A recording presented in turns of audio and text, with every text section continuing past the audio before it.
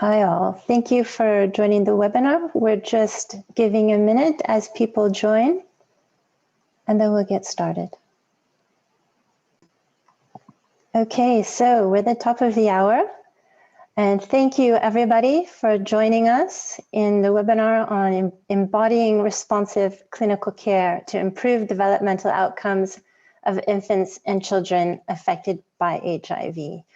I'm Marissa Vicari, leads CIPHER, the Collaborative Initiative for Pediatric HIV Education and Research at the International AIDS Society, and in collaboration with our partners at Mothers to Mothers and Paediatric AIDS Treatment for Africa, we are absolutely thrilled to invite you to this webinar on a topic that is important all of the time, but I think even more critical during this time of increased isolation and social distancing. We'll have just a few housekeeping notes before we get started. Please note that due to the number of attendees, all of the participants are muted. We are recording. Please send your questions that you may have for speakers at any time through to the Q&A box rather than the chat box. We will be able to answer these questions asked in English. If there are questions in other languages, we will follow up with the webinar. You'll notice that there's a thumbs up symbol. And when someone asks a question in the Q&A box, if you have a similar question or find that this is important, please click on this thumbs up to help us prioritize the questions. We do have a panel discussion planned for 30 minutes after the presentations with all of the speakers. So please do send your questions to the speakers through the Q&A box. And if your question is for a specific speaker, please indicate their name when typing your question. We have interpretation available in French, Portuguese, and Swahili, and I believe that the Swahili interpreters are joining or will be joining, so that might not be available immediately. Please do make sure that you have the latest version of Zoom to maximize the quality of this service. And also please do note that this is the first time that we're having multiple languages, and the team is really doing a fantastic job of putting this all together. So please do bear with us. So objectives of the webinar. This is to really show the significance of healthcare workers and improving developmental outcomes in infants and children born to women living with HIV through modeling responsive interactions with children and their caregivers, all through routine healthcare encounters and different touch points, and really underlining the importance of nurturing care and a bit of love into the healthcare experience, really bringing the care aspect of healthcare to the forefront. So we'll start out with Dr. Martina Penazzato at WHO to give us an overview, following up with nurturing care, and Oscar Kadenge really showing us how the early childhood development in health systems can be supported by nurturing care. We'll have Mothers to Mothers with Fiona Burt presenting on children who are affected by HIV and the value of nurturing care. And then Jane Mutonga looking at practicing responsive caregiving with an example from a provider's perspective in a busy clinic. Jane Perez from Mothers to Mothers will show us nurturing care in the health system from the perspective of a mentor mother. And Cabello Ledwaba will show us practicing responsive caregiving from a nurse's perspective. And then finally, we'll get into our panel discussion. And before we kick this off, we would like to ask you all a question. So please do participate in our poll. So for healthy brain development, infants and children require a safe environment, a secure environment, a loving environment, adequate nutrition, stimulation from their caregivers, A, B, and C, D, and E, or all of the above? And we'll just give a minute here for everybody to participate. Please do put in your best answers.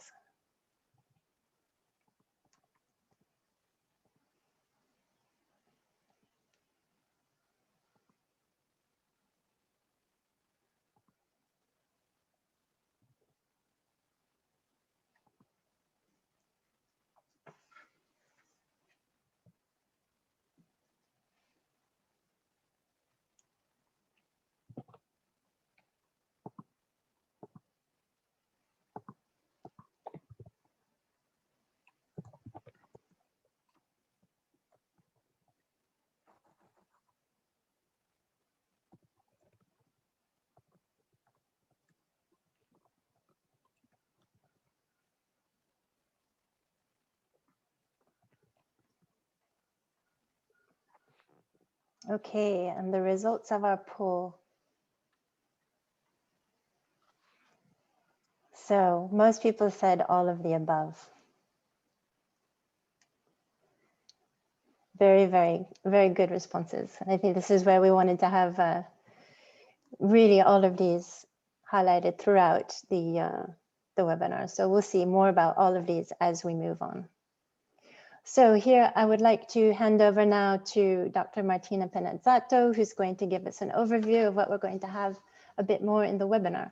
Dr. Penazzato is the pediatric lead for the HIV and hepatitis department at WHO headquarters in Geneva. Prior to joining WHO, her research focused on the optimization of diagnosis and treatment of HIV-infected infants and children. And she leads the work of WHO on pediatric treatment and care and contributes to a number of global initiatives to improve HIV services for children living with HIV. She's also one of the co-founders of the Global Accelerator for Pediatric Formulations, the GAPF, and a key contributor to the work that WHO is undertaking to accelerate access to better medicines for children more broadly. Over to you, Martina. Thank you so much, Marissa, and good afternoon, colleagues. It's really great to have a chance to contribute to this webinar today on such an important topic. And my introduction will be very brief, just to set the scene to the fantastic presentations that will follow today. So in the next slide, I want to start really acknowledging that healthcare workers are at the heart of the nurturing care framework, because responsive caregiving is a critical component of the framework. And this framework was designed really to support our global action to improve early childhood development in many countries in the world. And so in the next slide, I just wanted to share some key messages that have been generated through a Lancet series that was developed in 2016 and that has prompted a lot of work in this on this topic over the years. We have really acknowledged through some of this work that the early years matter a lot. And we know that it's a period of sensitivity for the child development and a period that needs to be targeted with interventions. We know that the most formative experience of young children come from nurturing care, and that's why today we're really focusing on some of the components related to it. And then we know that if we invest in these early years, we can actually have a positive impact to the full life course and really have intergenerational benefits. And that's why this is so important. We obviously know that we need policies, we need information and services in order to be able to do that. And we also know engagement of different sectors and collaboration is really essential to make sure that we respond to these needs in the most appropriate way. In the next slide, I just wanted to remind you that the child brain development is potentially affected by a number of potential risks that can come on an individual level, for example, preterm birth, stunting, and disability, coming from the family context, such as poor poverty, poor caregiving, and other factors that really affect the safety and security that there is in the family. We know that at community level also, there might be unclean and unsafe environment, and violence and crime might be really important risks to the development of the brain. We also know that in some places in the world, health systems are really not strong enough to provide the care that these children need. And so that's also something that prompts some of the risks that we've referred to earlier. And lastly, at the societal level, there are obviously conflicts and humanitarian disasters that may further impact the vulnerability of the brain in these early years. So that's certainly something we have to keep in mind as well. In the next slide, I wanted to also remind you that when we convene as a HIV community and think about how these all should be contextualized for children that are affected by HIV, we need to remember that while we've made tremendous progress, and largely thanks to you all that are on the ground, really making sure that HIV services are scaled up, we know that there's still many children that are affected by HIV, even if they're not necessarily living with HIV. And you can see on this slide, which is from estimates coming from UNAIDS, that really shows how there is an increasing number of children that are HIV exposed, but that are uninfected, and some of which are exposed to ARVs as well. And that number is obviously increasing as treatment programs are being scaled up. So let's look at the numbers in the next slide. And you can see that if we focus on children less than 5, there is about 530,000 children that are living with HIV, but there is about 5.4 million that are HIV exposed and uninfected. And if we look at countries like Botswana, Eswatini, Lesotho, and South Africa, you can see that more than 1 in 5 children are actually HIV exposed and uninfected at the population level. So really important to appreciate the size of this problem.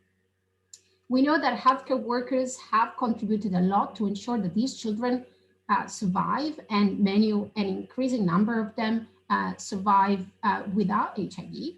And but we know that there is an important shift that needs to happen now, which is a shift towards ensuring that children reach their full potential. And that requires an enabling environment. And we know that healthcare workers can serve as an important role model during the care provision. And that's why today it's so important to talk about that. In the next slide, I just want to really note that the HIV program provides a number of touch points where healthcare workers can really contribute to nurturing care. That it's during pregnancy and around childbirth, with all the interventions that we provide to mothers living with HIV, from testing to treatment and preventive measures as well for those that are at risk of HIV. And in the postnatal period and the early days, we really have, again, a number of interventions that are provided to the mother or to the baby that are critical opportunities to really promote that responsive caregiving that these children need.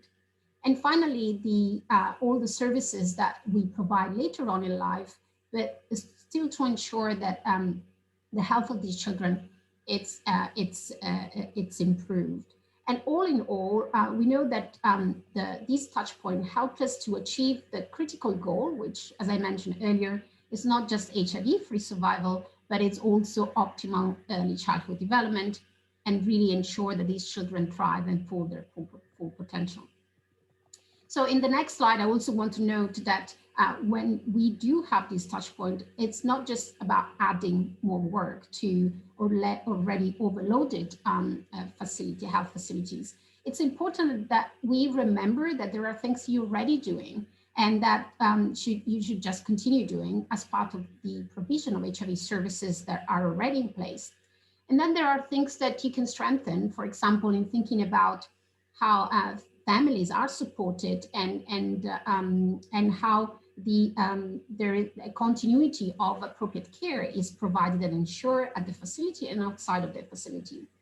But we know that adding a lens, a nurturing care lens to the work that you do already is going to be critical, because the experience of mothers needs to be improved. And when that is improved, we know that the outcomes can really be made much better. So I just want to close there in the next slide to really thank you for the attention and sharing some of the resources that can be or further support to illustrate some of these points that I just mentioned. But without further ado, very much handing over to the other speakers that will take us through some practical examples of what we've been talking about.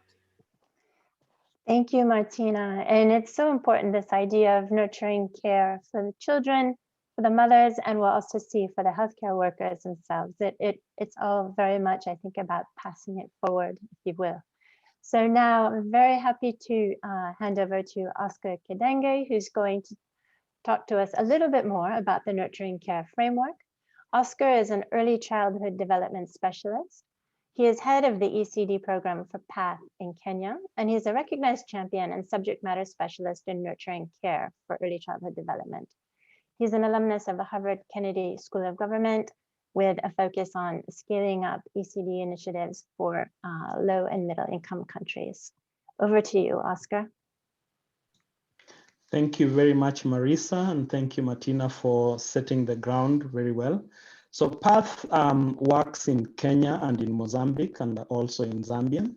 And in the midst of our work to integrate nurturing care into the health system, PATH adopted the Care for Child Development Package developed by WHO and UNICEF. And working with the Ministry of Health in Kenya, we were able to use this package to train healthcare providers, that's the clinicians, the nurses, doctors, along with the community health volunteers, on integrating counseling on responsive care and monitoring of developmental milestones into routine health facility clinical services. Now, this has been going on for a while under the CABA strategy that Hilton Foundation has been supporting within a number of countries in Africa. And in the video that we are going to watch, we will actually see the practical application of responsive care within clinical settings as provided by some of our healthcare providers, and the evidence that indeed we can actually move from the place of anecdotal evidence into what is actually practically being employed. So I invite you to indeed just watch and see how it is that we've been doing it within Siaya County in Kenya. And I want to thank the organizers for allowing us to be part of this particular process. Thank you.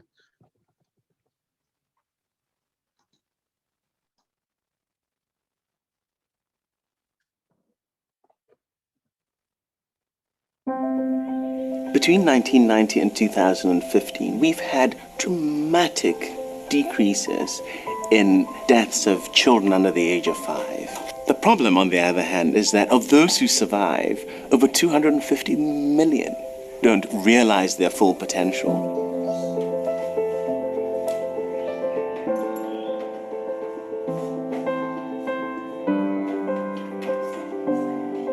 The best period to be able to address developmental milestones, early childhood development, ECD, is through the health sector in the first 3 years of life.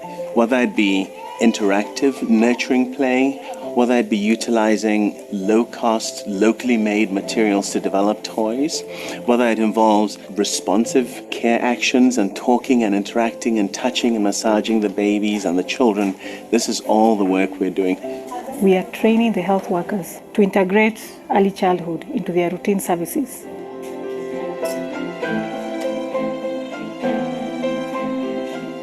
When children are brought in for growth monitoring, then the health worker can share a key message around care and stimulation or around nutrition. The nurses that have been trained in this, it's changed the way they're interacting with the children, and it's changed the way that the children are perceiving these health workers. They're not as afraid of these health workers. We've been trying to make the health facilities more mother and child friendly. We have play boxes or play spaces, and the idea is for the parent to interact with the child and use those play materials to stimulate the child. At the household level, we are working with community health workers.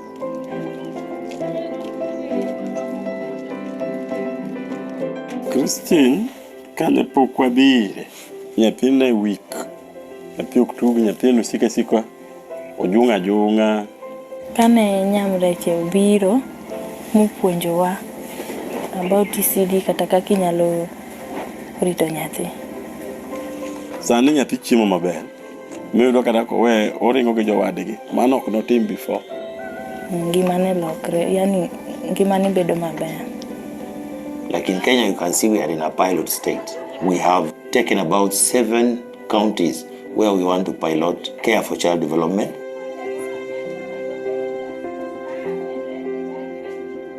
We are working with healthcare workers who are already trained by government. So ECD is fitting in at no extra cost. The approach to go is integration so that it is not dependent on donor funds. The idea is how do you work with government and strengthen government systems so that they take on and continue the work that we were introducing and what we're supporting. We want it to be mainstream and integrated in existing programs. Before ECD was introduced, we were saying like they're adding us more. There is no much work in ECD. It spices up our services. This is a great time for early childhood development. We've got the Sustainable Development Goals that have identified early childhood development as a major milestone. Investment in ECD has long-term outcomes.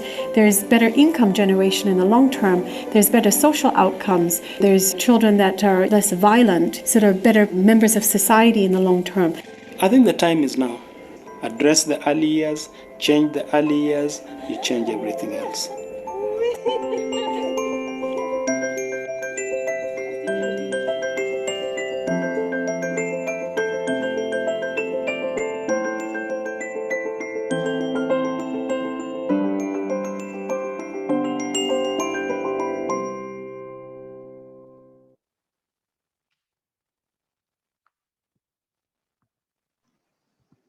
Thank you, Oscar, for sharing that beautiful video with us. And I think it's very important also to see how it underlines that early childhood development and nurturing care really is an important part of the Sustainable Development Goals and helps to reach beyond the goal of early childhood development, but also to other Sustainable Development Goals, for example, decrease violence in communities.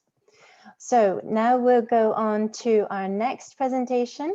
We're going to have Fiona Burt talk to us about children who are affected by HIV and nurturing care. And Fiona Burt is Senior Technical Advisor for ECD and orphans and other vulnerable children at Mothers to Mothers.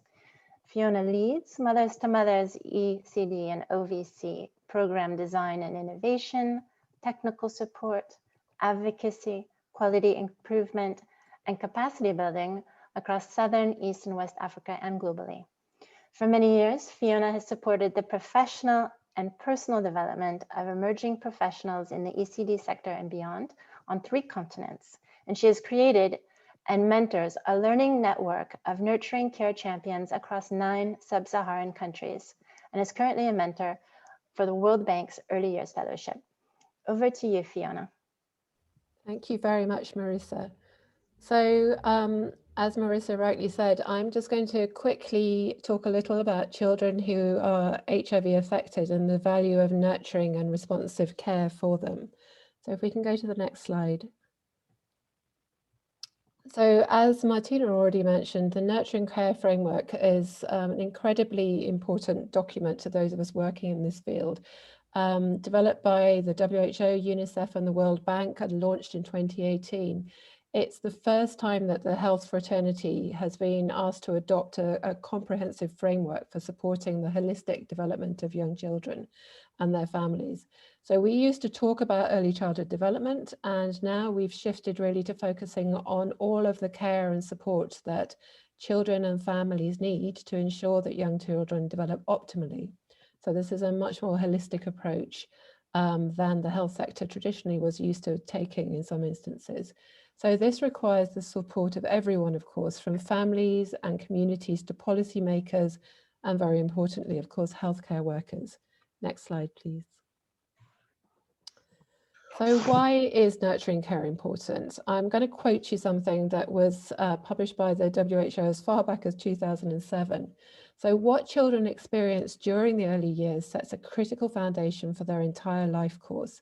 This is because early development, including health, physical, social, emotional, language, and cognitive domains, strongly influences basic learning, school success, economic participation, social citizenry, and health. And we know that the period now from conception to 3 years old is a period of the most rapid development in life, when children are particularly sensitive to the quality of affection, care, and stimulation they receive.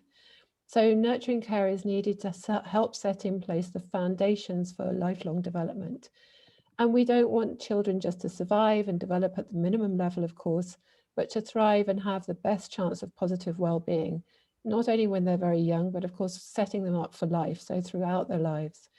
And the importance of affectional care is particularly important. As you can see here in this lovely picture of a mothers-to-mothers client and her baby, loving interactions between infant and mother or primary caregiver have been shown to be critical for early development and enabling children to thrive.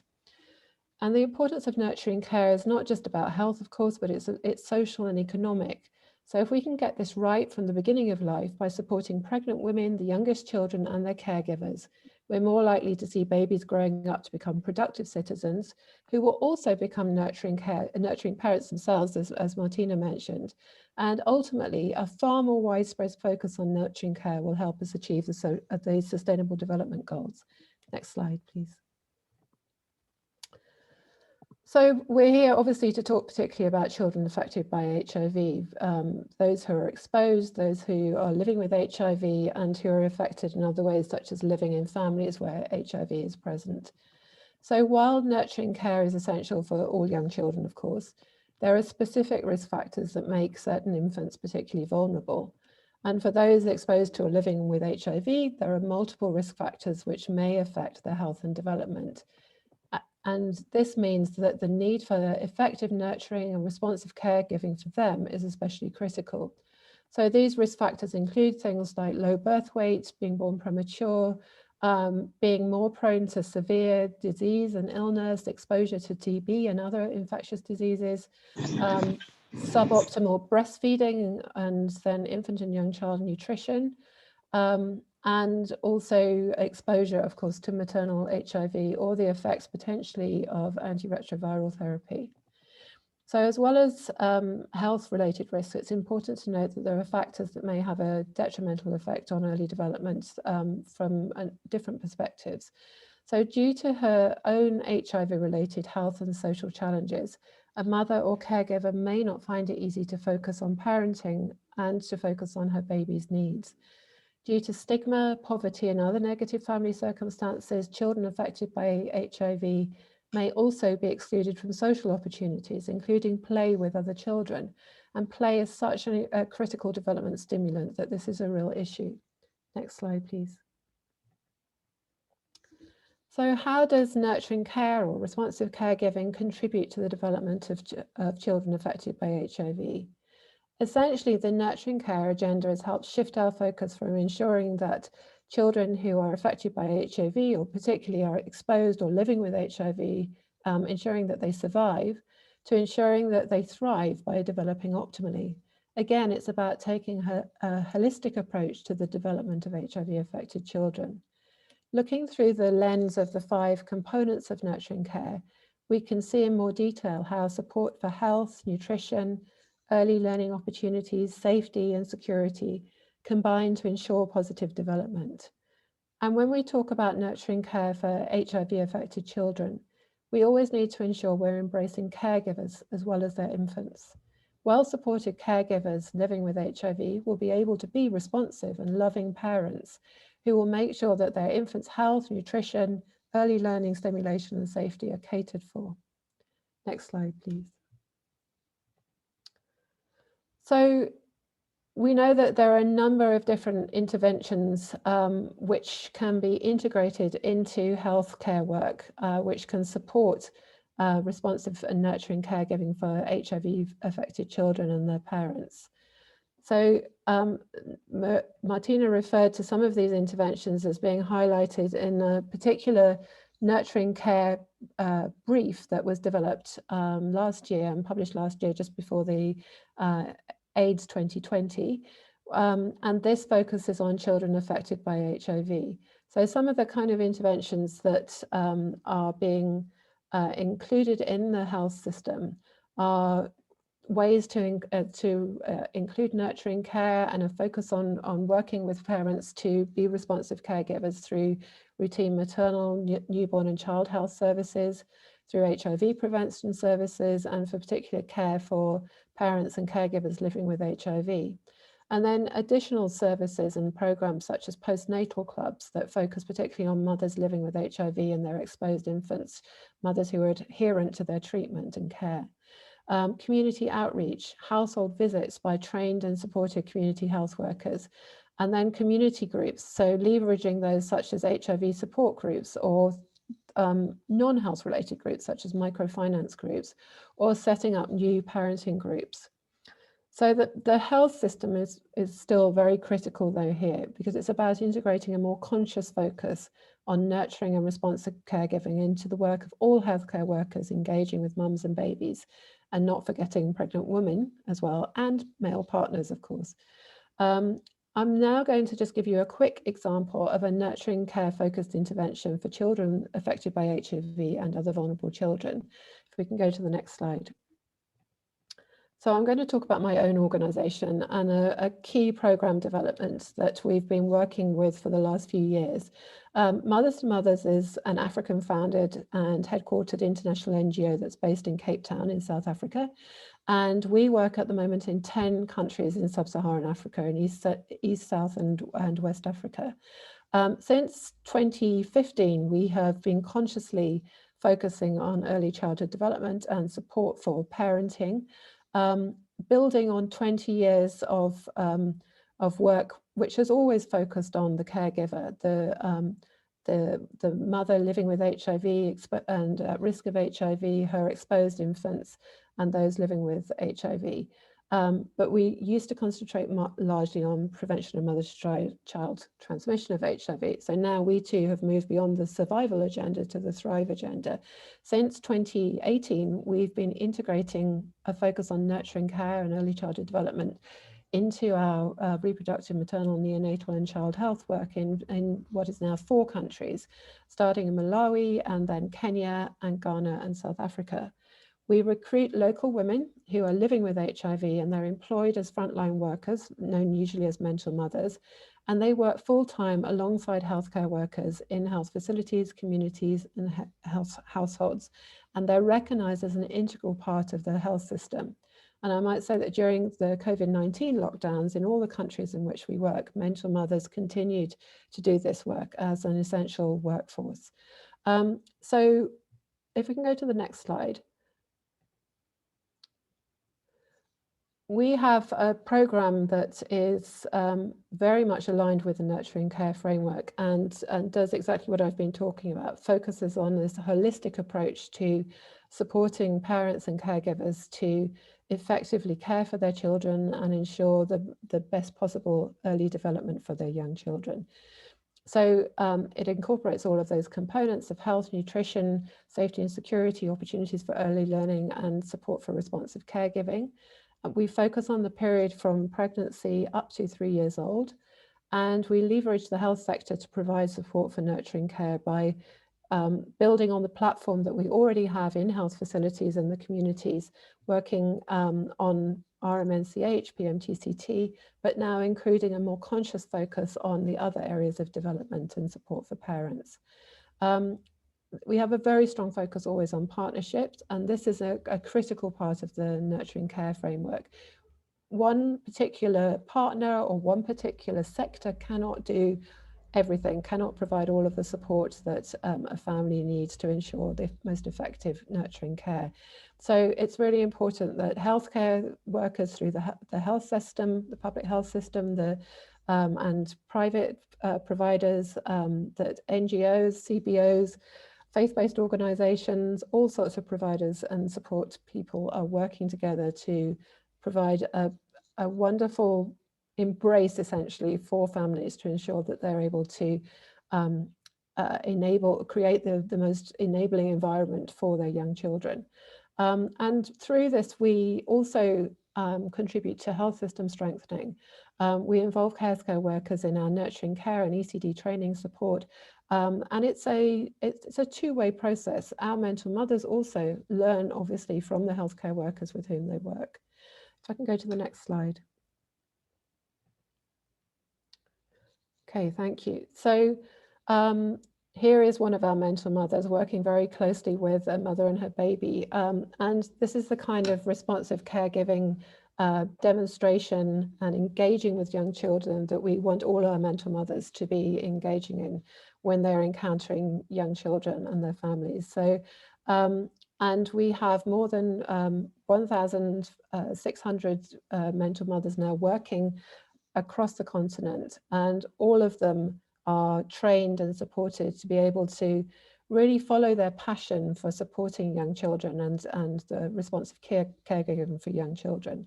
We start with a very strong focus on all women, all pregnant women and new mums and young children who present themselves at health facilities.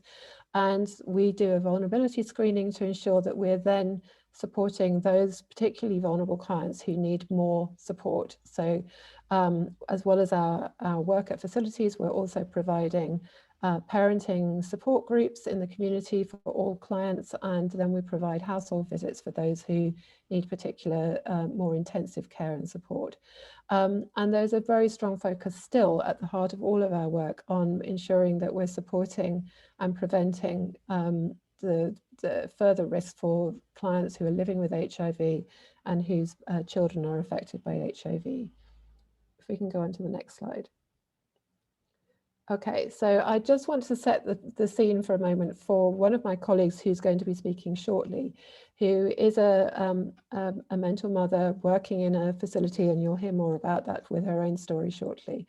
But she and her colleagues are working every day in one particular health facility in Kenya to implement this program and to ensure that they are supporting children and obviously supporting parents and caregivers living with HIV to ensure that we overcome some of the risk factors and some of the challenges presented by children who are affected by HIV.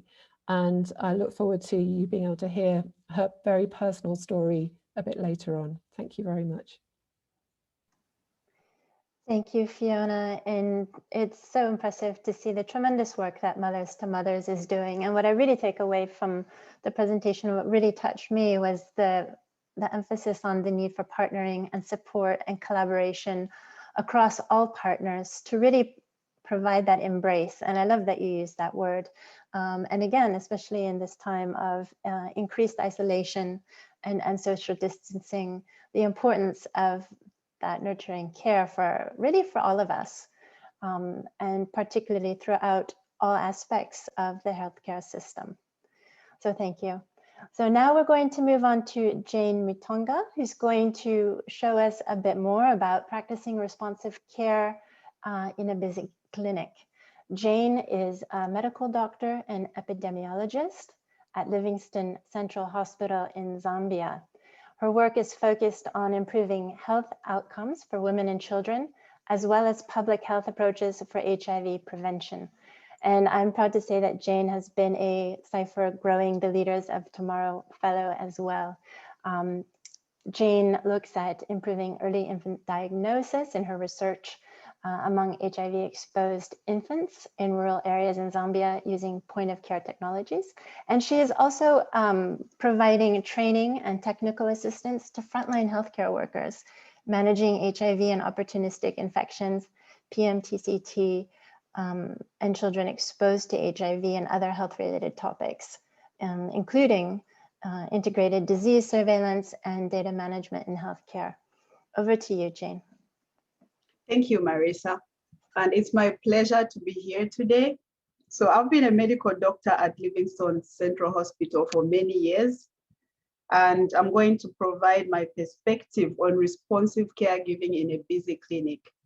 So the clinic I work at Livingstone Central Hospital is the Pediatric Center of Excellence, and it's a very busy clinic. We have about 400 children living with HIV, and we care for approximately 100 HIV-exposed babies at any one time. So on average, we see between 40 to 60 patients on a clinic day. So it's busy indeed. Next slide, please. I would like to start by giving you a brief overview of the setting that I work in. And Zambia, as you all probably know, is one of the countries in sub-Saharan Africa with high HIV burden. The female HIV prevalence was estimated at 14%, and the number of new HIV infection among children is 6,000. And we do have a big population of children who are HIV exposed but uninfected. So I work in the southern part of Zambia, which has about 13.4% HIV prevalence. Next slide, please. So what we can see here, Javi. Yeah, so what we can see here is the fact that Zambia has made good progress towards 1990. What this slide tells me is many of the children needing care are already in the healthcare system.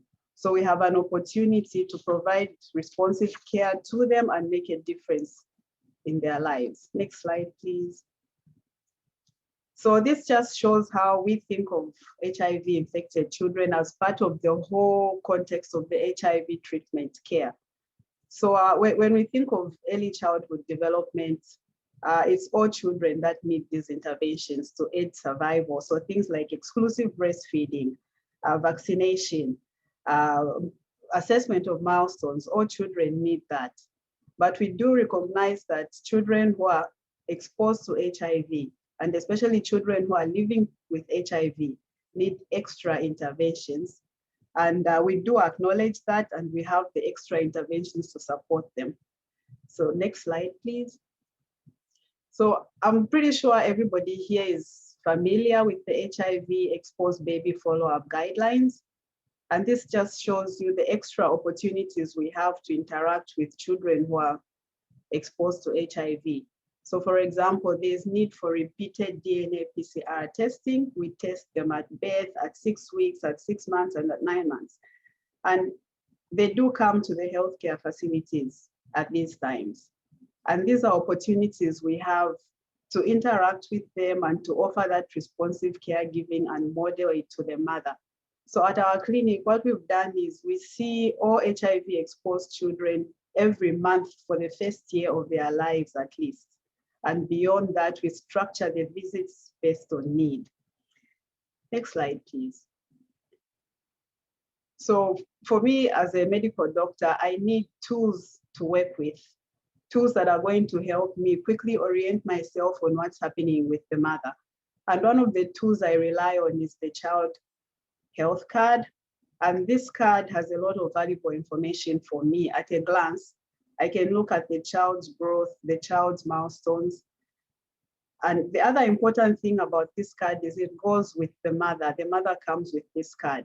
So it's also an opportunity to teach the mother how to track their child's growth and neurodevelopment on this card. I mean, it's just a bunch of lines there, and the mother can see how the line is going, and she can also, take action if need be or work with us. Next slide, please. So at the clinic, we use electronic health records, and this is a really nice way of reviewing the child's medical record. So the client actually goes away with the little card on the bottom left. That's the size of an ATM card. And what happens is when they come to the health facility, we slot this into the smart card reader and their medical file comes up. So it's easy for the healthcare providers to kind of peruse through what's going on with the patient. And in addition, this makes it easier for reporting purposes because the electronic health system generates aggregates and other information that's important for reporting. And in the event that the client doesn't have their card, we can still find them using their name, their ID, and things like that. So this is one of the very useful tools that we use at our clinic. Next slide, please. And of course, we all know that eventualities come up in Africa. We might have power cuts or other issues where we cannot use the electronic health records. So this is a paper backup that we keep at the clinic for the HIV-exposed infant. So in the event that we don't access their records, we can still help them using this. Next slide, please. Yeah, so a typical well baby visit, it can be a little bit lengthy. So what helps is we try to schedule them on specific days. Everybody knows when they are supposed to come to the clinic. But as you can see the pictures here, it's a very interactive visit. We try to make it very interactive. Our healthcare providers are trained to make the women comfortable. So for example, in Zambia, the babies are carried, like you can see on the extreme left. The mother will usually come with the baby carried like that. And the adherence counselor, which is usually the first or second stop, will take time. She'll work through a checklist to make sure she remembers to smile at the mother, to greet her, and ask her to take down the baby if she needs to, and maybe feed the baby. So all those are opportunities to interact with the mother and make her comfortable, and also observe what's going on with the baby. Is the baby feeding properly? Even things like, is the baby dressed properly? Does the mother look happy? You know, things like that. And this interaction goes on. On the bottom, that's the clinician.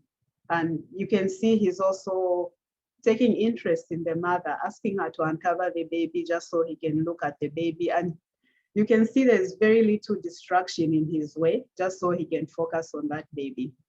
And up there we have the pharmacy. So in the pharmacy too, we do have the pharmacy in our clinic, which is especially for the children we see. And our pharmacist is also well trained and able to, you know, keep an eye on any red flags. What's going on with the mother? What does the mother need? Next slide, please. So there's a lot of opportunity we have to model responsive caregiving to a mother in our clinic. On the right side, there's a baby on a scale, and this baby is actually dancing to a little tune that's being sung by the mother and the nurse. And that's just an opportunity to model to this mother and also, you know, see any red flags that might be going on with the baby. And as you can see on the left, we do have an uncooperative client there. She doesn't want to be touched, but the clinician takes his time to model to the mother how to negotiate. And eventually he does win. You can see our little baby is smiling there, but of course, Beric is a great dad. So everybody in our clinic is actually trained to be able to handle these interactions. Next slide, please. Yes, so we do have a special dedicated play space, and on the left, that's story time in the reading room. The reading room has a bunch of books that we've collected over time, and there's actually a trained teacher who sits there, reads story time and directs the play just to make sure it's structured. And she also takes that time to notice what's going on with the children. The mothers, especially before COVID, could be invited in there to observe what's going on. Perhaps they can learn how to read stories to their children. They can learn how to create structured play. And on top, we do see some children playing with the toys in the playroom. So with COVID, of course, we have to be very careful now. The toys have to be carefully cleaned and sanitized after every interaction. But we have a dedicated teacher who sits there and makes sure the play space is secure and the children are safe. And we have an outdoor play space, which we all really love. It's a time for the children to play, go out if they like, and the mothers to interact with the health workers. So all these are opportunities to interact with our clients and to offer responsive caregiving. Next slide, please. Yeah, so we create other opportunities for our clients. What you can see here is a cooking demonstration. The nutritionist there is showing the caregivers how to make a simple, healthy porridge for their children. And what I like about this is we actually have a father sitting in the corner and paying close attention. So these are opportunities to interact with the clients and also to model responsive caregiving. Next slide, please. Yeah, so it takes a big team to make all this work, and it takes some resources. You don't necessarily need a new building. You can just restructure what you already have, just to make sure you can, respond to the needs of your children. But the key thing is training. A lot of our healthcare workers are trained nurses, but over time, they've received training in various aspects of monitoring children for growth milestones, and just to remember to be kind, to remember to be responsive to people's needs. So with the many refresher courses that we do in-house and outside, it really helps to keep everything on track. And also one thing I must mention is our clinic is really busy. We see over 500 patients. So everything is structured for that busy flow that we have. So in a less busy clinic, it might be easier to do some of these things. But overall, thank you very much for your attention. Thank you, Jane. That was a beautiful presentation.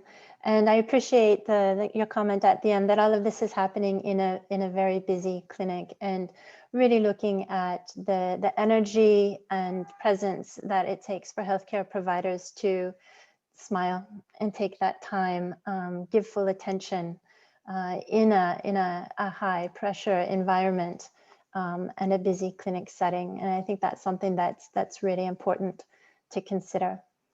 So thank you. Moving on, we're going to go back to Mothers with Jane Perez, who is going to show us a bit from the perspective of a mentor mother working with nurturing care. Jane is a mentor mother team leader at Mathare North Healthcare Center in Nairobi, Kenya.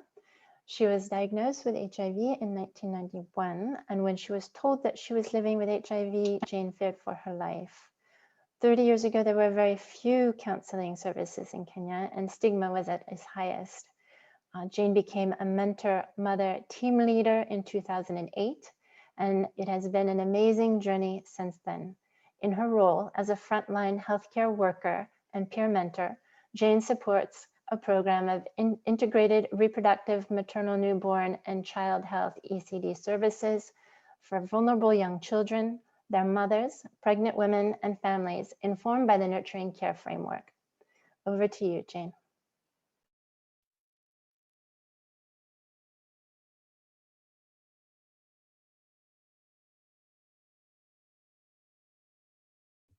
Sorry, thank you so much. I'm delighted to be here, and my name is Jane Joki Perez. I am a wife and a mother of 3 beautiful children. I have been living with HIV for 30 years. Life after finding out my status was not easy. I was met with so much stigma and discrimination. Even my own family rejected me. It took me years to gain back my emotional strength and confidence. I was very lucky to find a support group with other people living with HIV, considering the stigma that surrounded. It was in the same support group where I learned about mothers in the year 2008, and I applied for a job as a mentor mother team leader. I was amazed by this job because I had never heard of people being employed because they were HIV positive. Becoming employed and working with our clients helped me. I can put food on the table and help educate my children. I can tell people about my HIV status without any fear of rejection. Our work at Mothers had always been centered around maternal and child health. Our main focus being the prevention of mother-to-child transmission of HIV. But since 2019, we have started to integrate early child development in what we do. Guided by the nurturing framework, we make sure that our work does not end when a child gets their final HIV test result. As a mentor mother, we have personal experience of what it is like to be HIV and for our children to be affected by it. We are able to offer essential peer support to pregnant women and mothers in the same situation. We also work to identify children who are at high risk of not meeting their developmental milestones. These are children of mother living with lifelong illness such as HIV and other non-communicable diseases. Children of adolescents, girls, children with low birth weight, and children with disabilities. Once we have identified a vulnerable child, we work with the parents and the caregiver to see if there is anything we can do differently to stimulate the child development. If needed, we refer them to specialist care at the clinic. The reason we focus on these children is because when a mother has heavy emotional and psychosocial baggage, they may not be able to pay attention to the child, beyond ensuring that they are fed, kept safe, and have most basic needs. Also, as health workers, we usually focus more on the mother during clinic visit and only ask a few things about the child. We hardly ever engage with the child directly. This is what Mothers is working to change. We always support the mother, but we no longer want to hear about the child just from the caregiver. We want to interact with the child, pray with them, talk to them, so we can see other things and untrained eye might not see. We have established an ECD corner in the health facility. It's a place stocked with toys and books for children. When a mother brings their child for immunization, we take them to the ECD corner. There we encourage the mother to play with the child. And we don't tell them how to do this. We show them. We also teach mothers to make toys like balls and dolls, make of clothes, old clothes and plastics. We encourage mothers to read to their children so their language can really develop. We also have mothers in parenting group where they can share their own experience with one another about raising their children. A topic most women find really interesting in the parenting groups is positive discipline. In our community, many of us were beaten and shouted at as part of discipline. Some parents and caregivers do not understand the idea of sitting down to talk to a child. Some do not even like that idea. To help them understand, we remind them of their own childhood. We help them remember how they felt when their own parents spanked them and shouted at them. We ask them to remember how they felt and what they wish their parents had done differently. Most of the time, this is all it takes to help a parent understand the idea of positive discipline. We work hand in hand together with the healthcare workers at the clinic and share our own experience and approaches to working with mothers and young children. We know how hard their jobs are. We want to support them to make the clinic a place of nurturing care.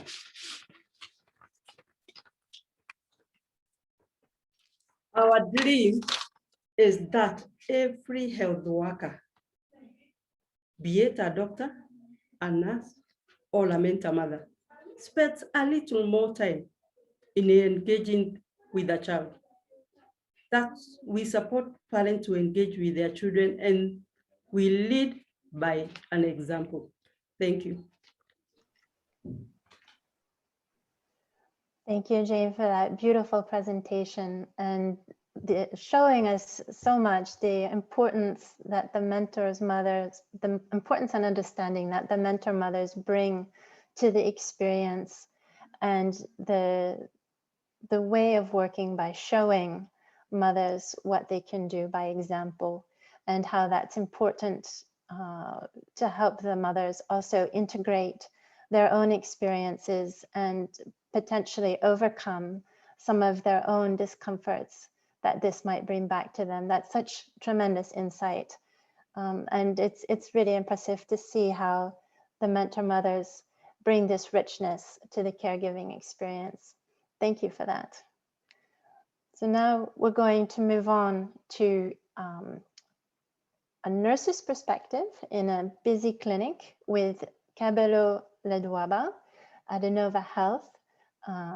Cabello is based in Johannesburg, South Africa, Adenova, which partners with the South African government and is looking at ensuring access of quality care and treatment with a focus on HIV and TB programs. Cabello is a clinical nurse practitioner and focuses on strengthening pediatric and adolescent HIV and TB care and treatment through both direct service to clients as well as support to other healthcare workers. Over to you, Cabello. Thank you, Marisa. I'll be talking about a nurse's perspective in a busy clinic practicing responsive caregiving. Our clinic is a very busy clinic, a primary healthcare clinic in Johannesburg. In the east, a town called Midrand, we have a volume of 15 infants, plus 15 caregivers seen in a day on a specific day of the week. We also have a total of 60 infected children and over 300 exposed infants in a year. So our caregivers are primarily females, the mothers, grandmothers, and aunts. The approach that we're using at the clinic, at our busy clinic, is that, next slide, please, is that it's very important to plan for the day ahead to reduce waiting time and also activities so that we are able to give the caregivers and the child more time for interaction. How we prepare for our day, we have a day called Child, Adolescent, and Family Care Day, whereby there are activities that we do before the day. We pre-retrieve files for the booked clients for the day. We also pre-pack medication. We retrieve files and do file audits for any bloods due and any results due. If there are blood due, then we're going to put in the lab form and fill it in with the client's detail. If bloods were collected with the previous visit, then we're going to put in the copy of the results in the file. And if there's no copy, then we're going to track the results through the laboratory. This preparation gives us more time for clinicians to be able to interact with the caregiver and the child, and makes it easy for the clinician to pick up challenges and observe the interaction between the child and the caregiver in the consultation room, and also help identify the kind of the relationship the caregiver and the child has. In the consultation room, it's very important that the clinician, the next slide, please.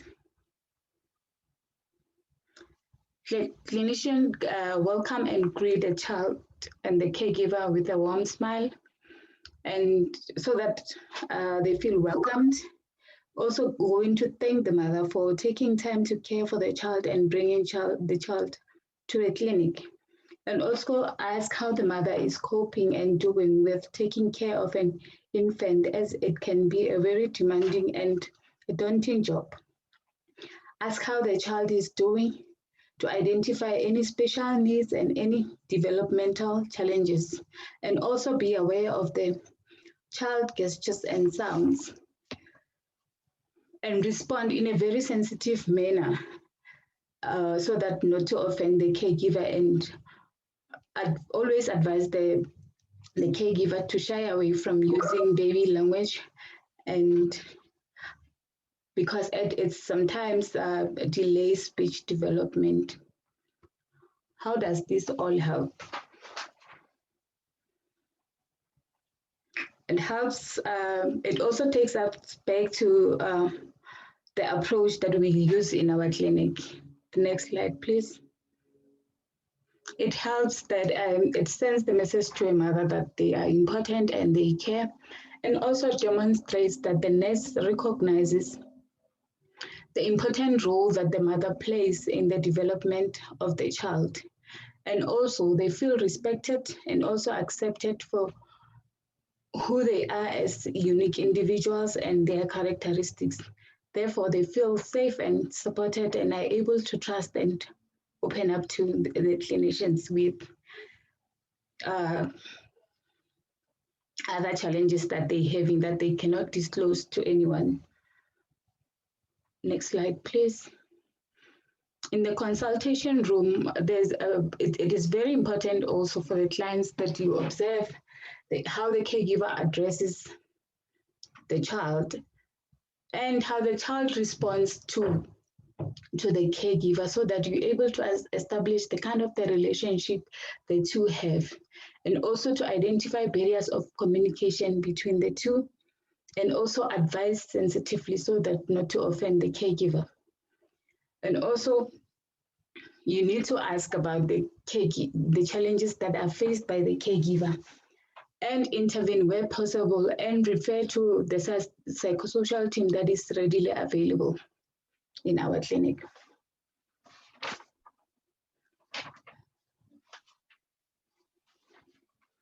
And also in our clinic, we have identified opportunities to support our mothers, our caregivers, with the barriers and challenges identified,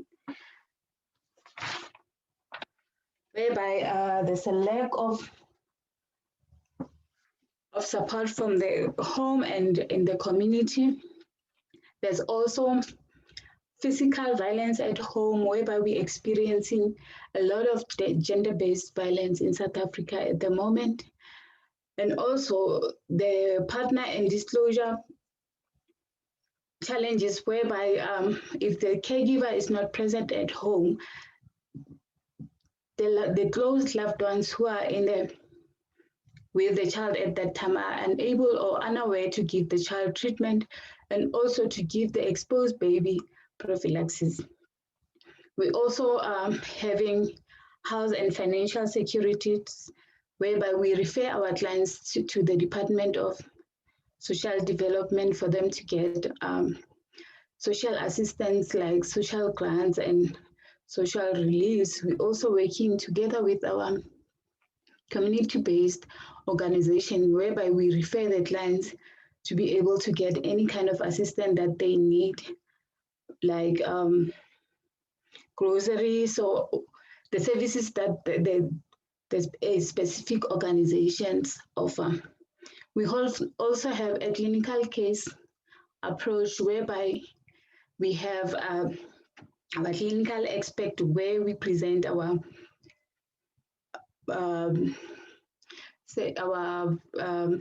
complex and difficult cases, and we get expert advice from them.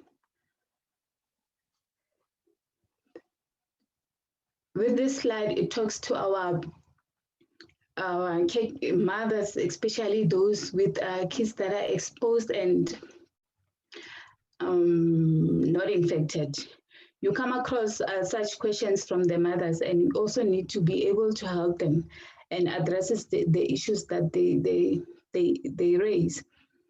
Like, sister, I'm afraid that my child might get this HIV from me, and no one understands how hard my situation is. Or is my child going to look different because of my HIV? or people around me think that my child is HIV because I have HIV and I have no means to provide for this child, and I'm not coping with this child. So as a clinician, you need to be able to identify opportunities to support by looking at these questions and concerns. Next slide. It is very important for us clinicians to try and make the caregiver understand that by trying to understand and how the child thinks and how the child feels, we can work together to solve problems and challenges that the children and the caregivers are facing. Thank you very much. Thank you so much, Cabello, for that great presentation that really helps us to think about how concretely nurturing care can be delivered on the ground. And so we're going to move quickly into the panel discussion, but before we do so, there is a poll that we'd like to share with you. So we'd like to really ask you whether you think that modeling responsive caregiving is part of a healthcare worker responsibility. We'll give you some time to respond. Hopefully all the testimony you've heard and some of the work that has been presented really help you to think through this a little bit more.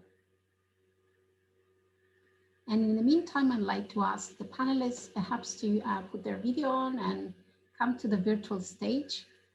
We have about 20 minutes to go over a number of questions. There's been a very active Q&A space on Zoom. There's a lot of really good questions, some of which have already been answered. Some others, we will touch on them very soon. Okay, great. I see that there is very much a consensus really among the participants that modeling responsive caregiving is really part of the healthcare worker responsibility. So let's dive into that a little bit further with our panelists. And again, thank you everyone for the great presentations. And I wanted perhaps to start with a follow-up questions on Cabello's presentation. You really illustrate some of the work that healthcare workers can do on the ground. We know, however, that in a busy day at the clinic, there's a lot of competing priorities and healthcare workers are often pulled in many directions. And so this question is for you, Cabello, but for others on the panel as well. What is the support that we can provide to healthcare workers to really do this work? How do we assist them in the most effective way? Cabello, would you like to have a go, and then maybe we see if others in the panel would like to add? How we can make it easy is that at the clinic, a youth champion. Yes, I think we have some background noise. Let's see if we can address this. I think it's coming from the interpreter. Thank you so much. Okay, great, Cabello. Please go ahead.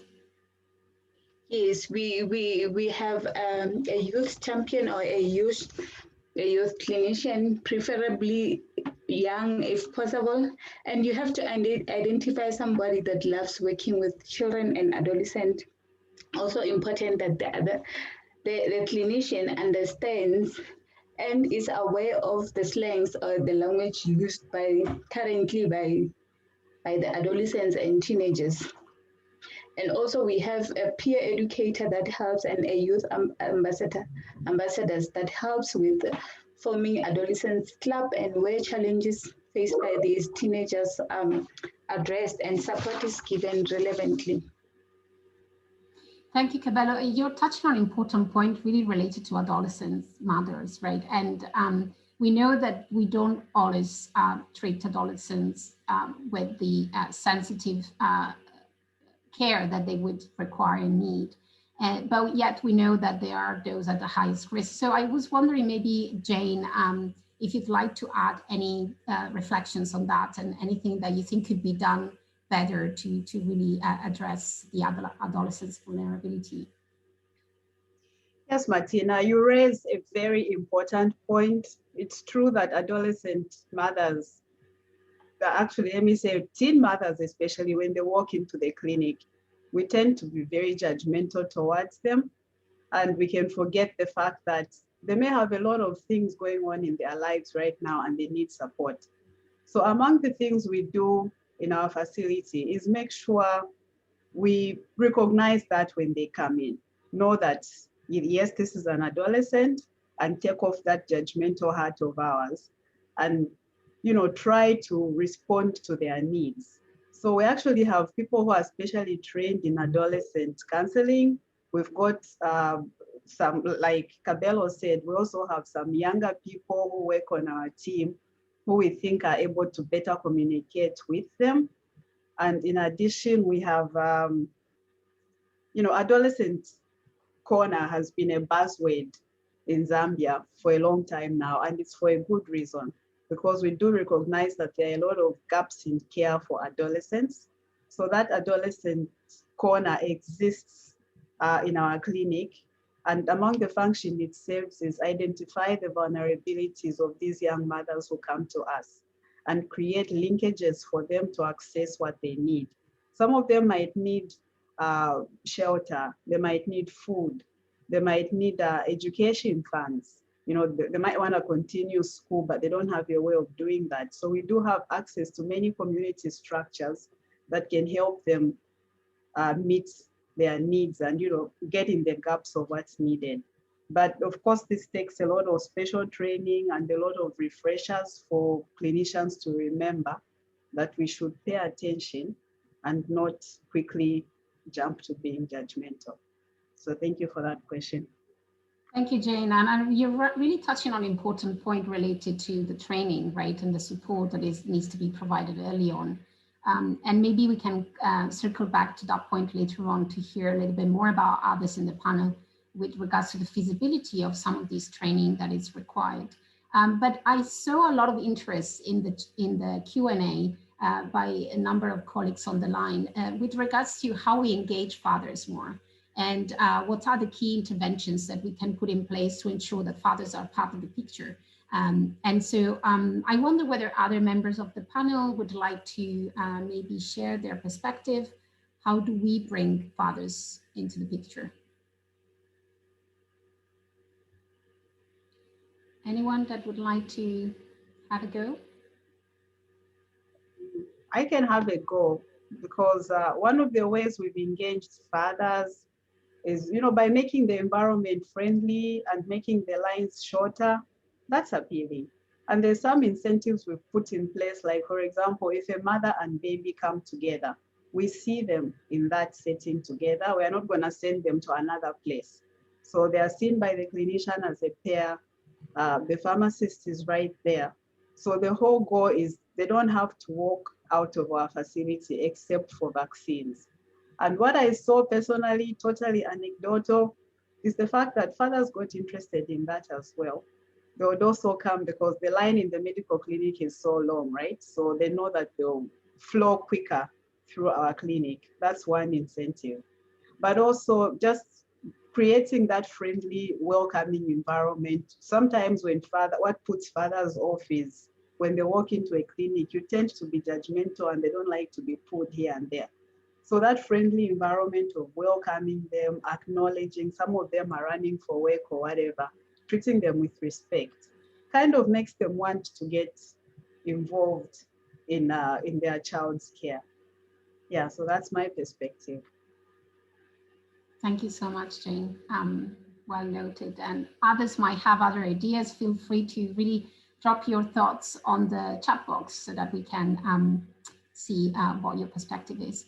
I wanted to maybe just touch on another point that was mentioned in the Q&A. I think colleagues were interested in understanding how do we measure some of this work? How do we monitor it properly? We know that what gets measured gets done. What is the experience by those of you that have been involved in this work with keeping track of what's been done and really measuring the impact that this might have?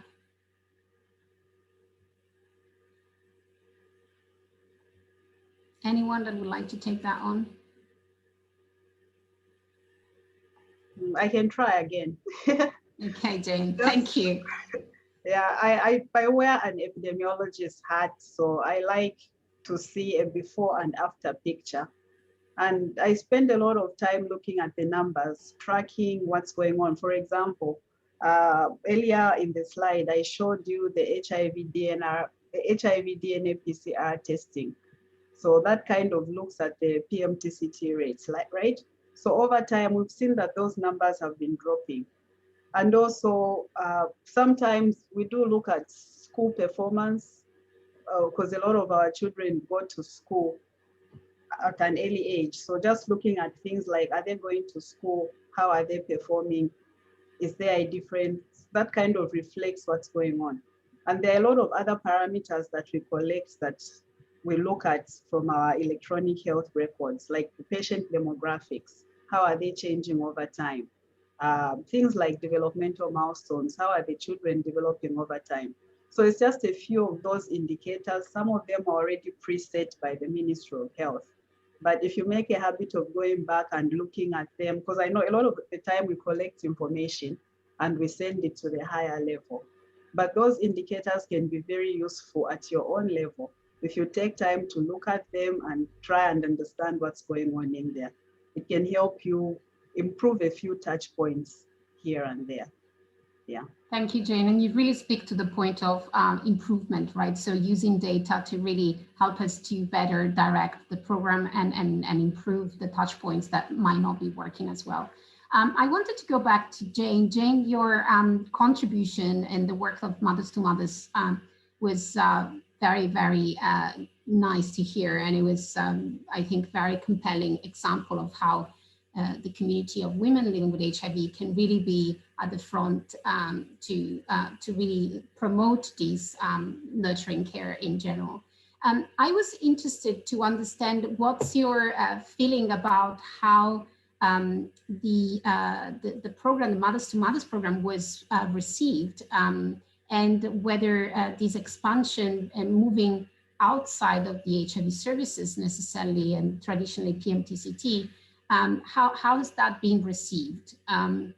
What is the response you're getting from the clients, responses that you're getting from healthcare workers? What is the general response you're getting? Thank you, Malita.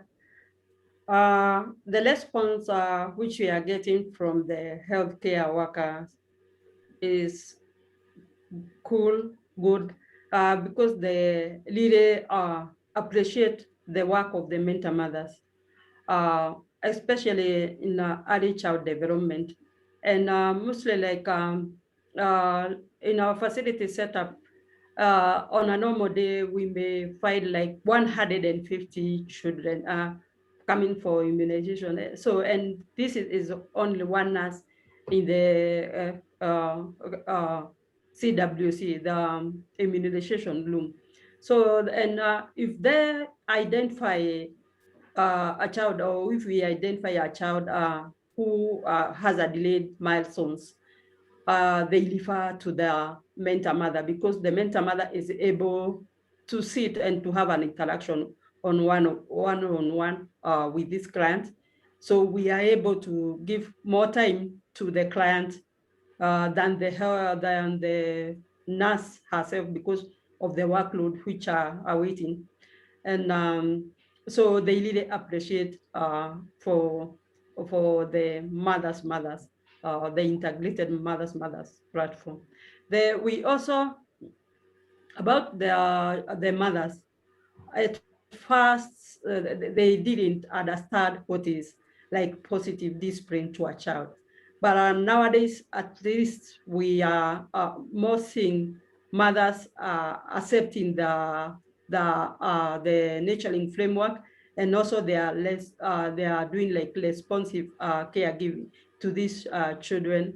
They may now they are able to see if there is a delayed milestone to their children, and they are happy about it. And also we have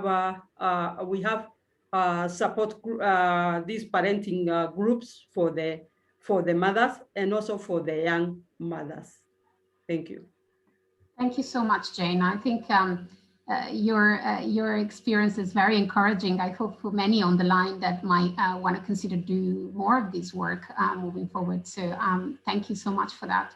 And I wanted to circle back on a point I raised at the beginning. I think a few members have shared the same question in the Q&A.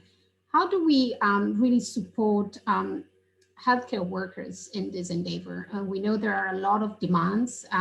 We know, however, we need to really provide support and ensure that we avoid burnout and failure to cope.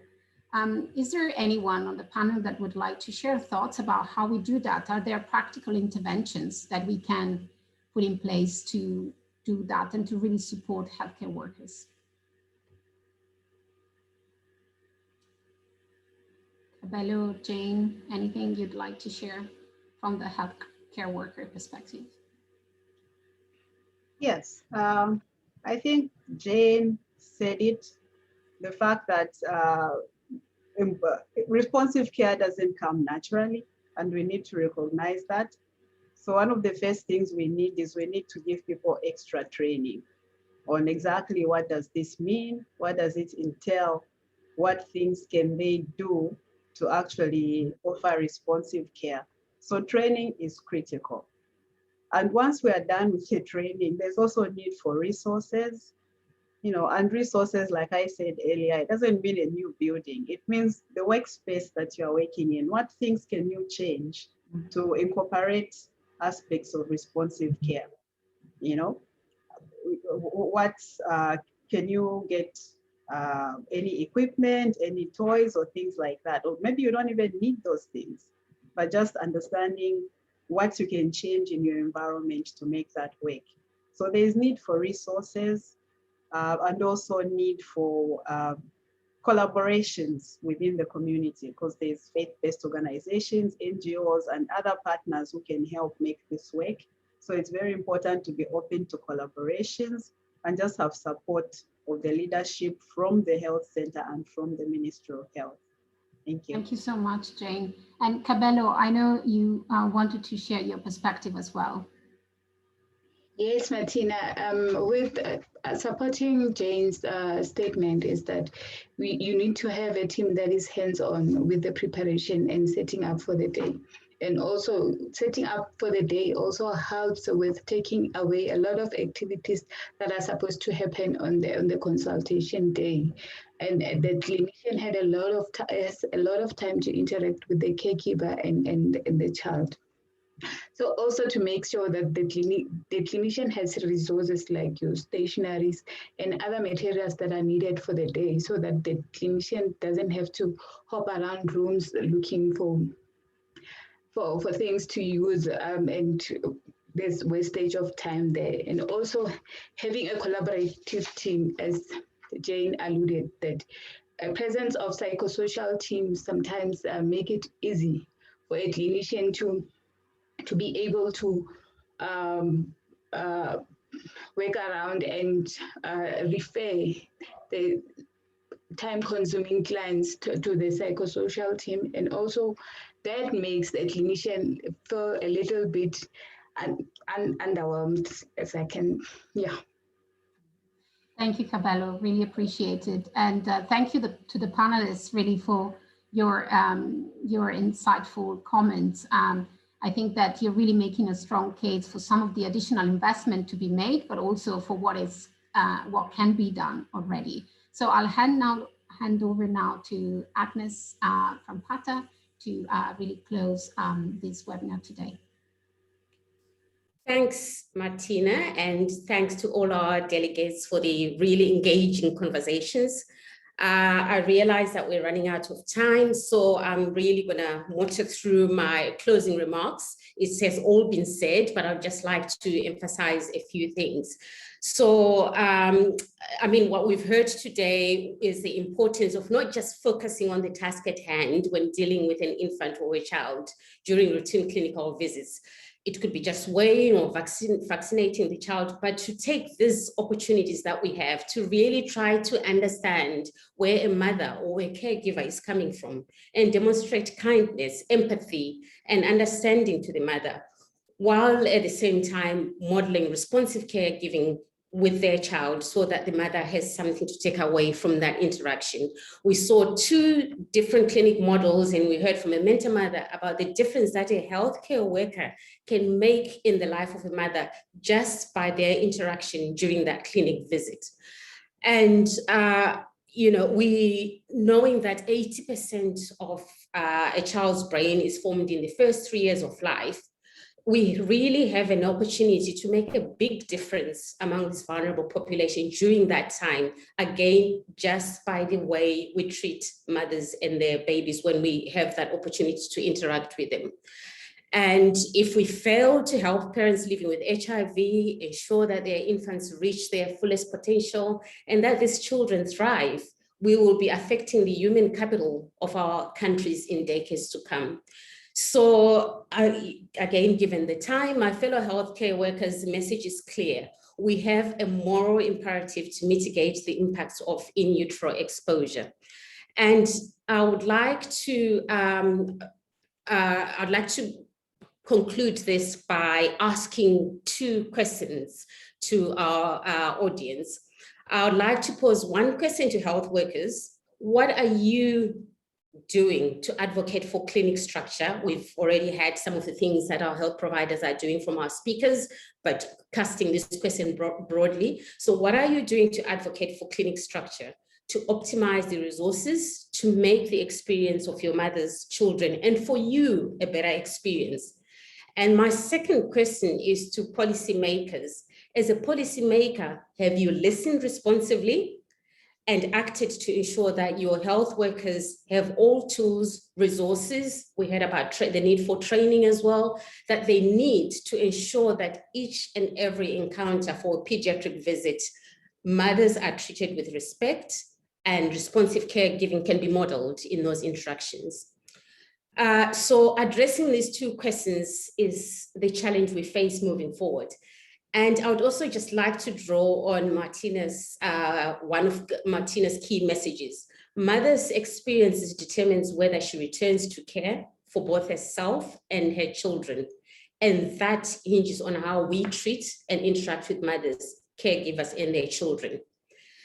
And so that brings us to the conclusion of our session. But before we close, we would really like to thank the International AIDS Society, CIPHER, Mothers to Mothers, and PATA for supporting this webinar.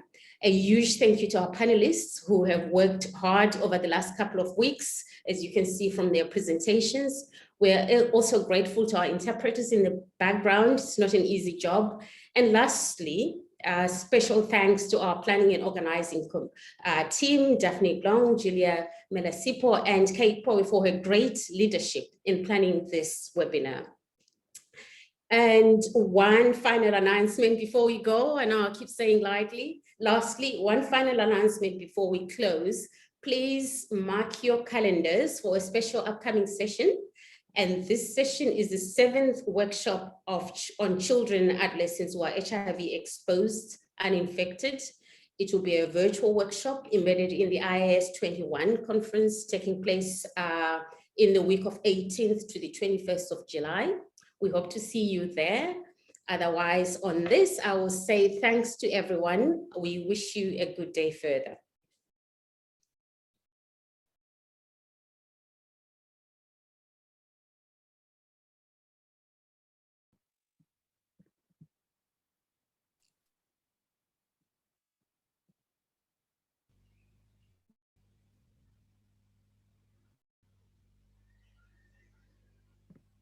Thank you, everybody. Thank you, Agnes. Bye. Thank you, everyone. Thank you, everyone.